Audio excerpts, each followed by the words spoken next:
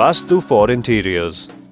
Vastu Shastra makes us live in harmony with nature, taking advantage of the 5 basic elements of nature, that is earth, water, fire, air, and space, and receiving the blessing of the gods of the directions.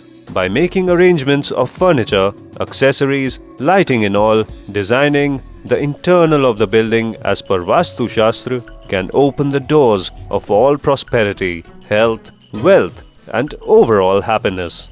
According to the Vastu principles, here are some ideas on how to place the foundation of your home. The bedroom in a house has to be located in the south direction.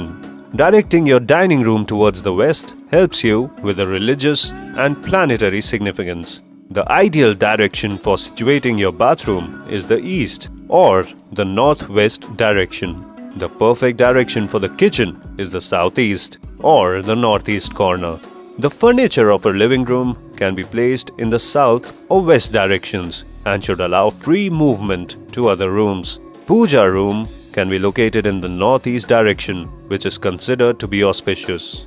The ideal directions for the location of your study room are north, east, and northeast.